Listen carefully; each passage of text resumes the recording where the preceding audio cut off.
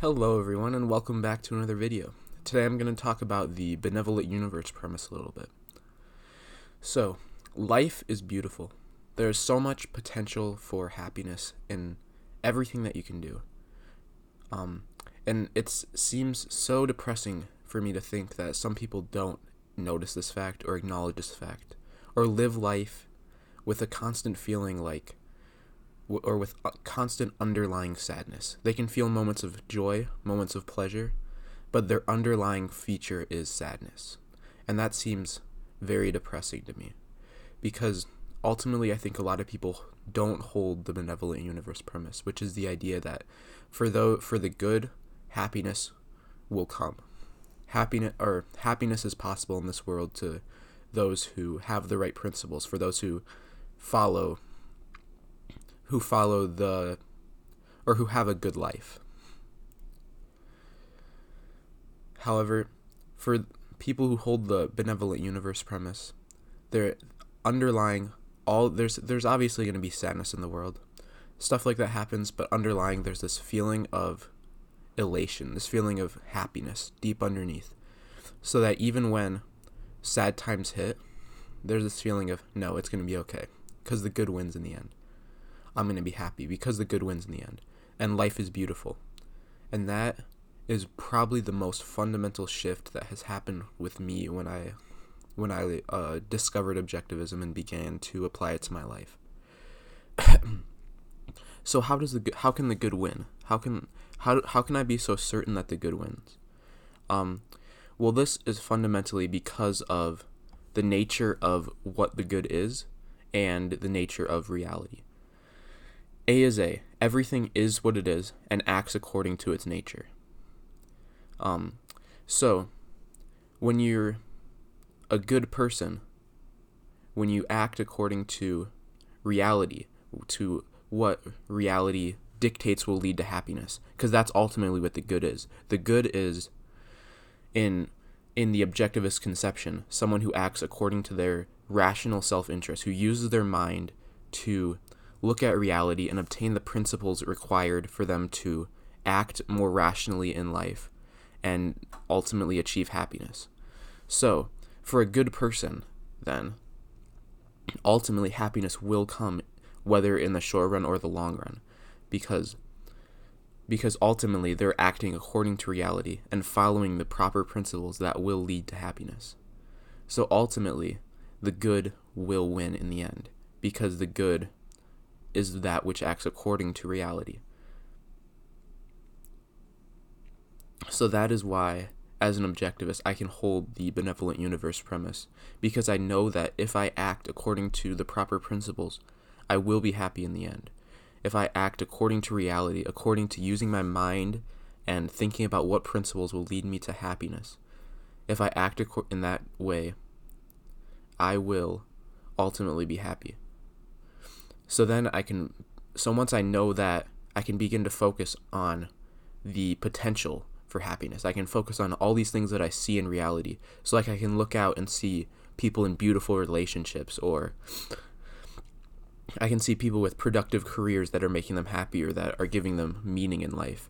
Or I can look out and see friendship. I can look out and see beautiful music that is life affirming and inspiring and just beautiful in general. I can look out at nature and just see the beauty of the world, which is ultimately what I think the beauty of nature comes down to. Just people being able to look at like the colors of the world or all the beauty out there and just say, wow, life is beautiful.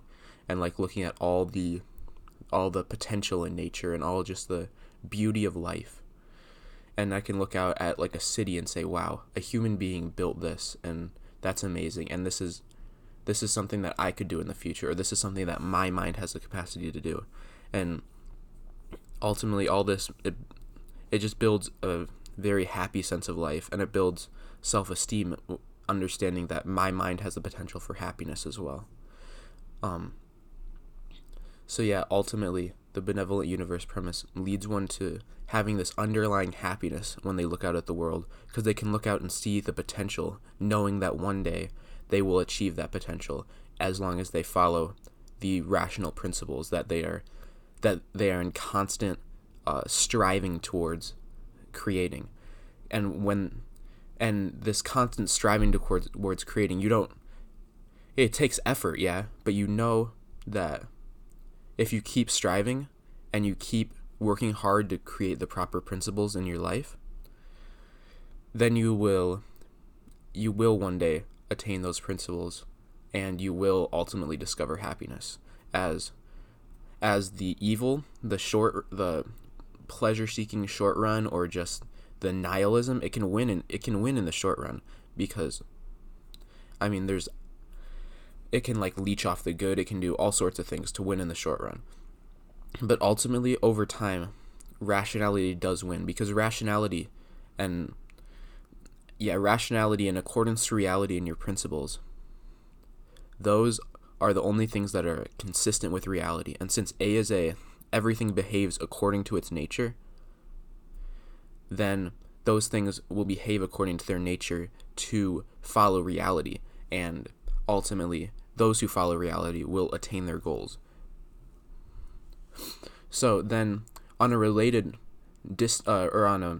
note, some people have this this malevolent universe premise just on the idea that we're all gonna die someday, and that leads them to have this underlying sadness, since they feel that none of this matters anyways, which is a very, very depressing way to look at the world.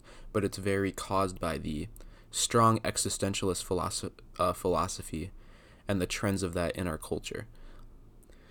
I think a lot of people have this strong underlying fear of death that hits them constantly. It'll hit them, maybe it'll be once a week, maybe it'll hit them daily. That would be terrible. God, I don't know. But for me, I know that I've struggled with that a lot. Especially when I was religious, which is crazy, but it does make sense, because religious people do think a lot about death. And I think most religious people deep down know that when they die, they're not going to heaven. There's no afterlife, because there's no reason to believe in such a thing. It's a completely arbitrary assertion, and the mind can't really hold that contradiction too consistently. So I feel like religious people who spend so much of their time thinking about death, and deep down knowing that there is no afterlife, they're forced to confront this reality of death quite a bit and obsess over it, which is a very dangerous attitude to have towards death. Ultimately, the reason why I don't fear death is because it's inevitable. You can't fear it, and when it happens, I'm not going to be there to experience it. When you die, you're not there anymore. It's not.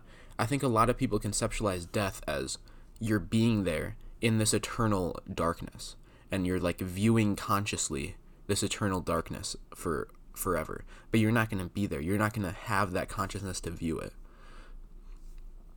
Yeah, so ultimately it's tough to get over the fear of death, and it still comes back to me occasionally, like maybe once a month, maybe once every 2 months. But I mean, it doesn't hit as much, because ultimately you begin to get this subconscious way of thinking, this subconscious pattern with every time you think about death, you're like, no, I'm not going to be there to experience that. And you just slowly rewire your subconscious to not have so strong of a fear of death. And ultimately, you begin to get over it for the most part. It comes back at times, but over time it alleviates itself more and more. And I don't know if I've had a time where I've been fearing death to the extent that I used to anymore.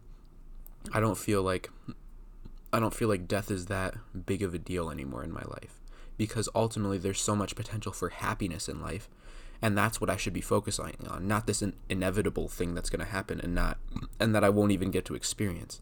I should focus on things that I have control over and that I'm going to get to experience, like the happiness on this world that is potential and going to happen if I follow the right path.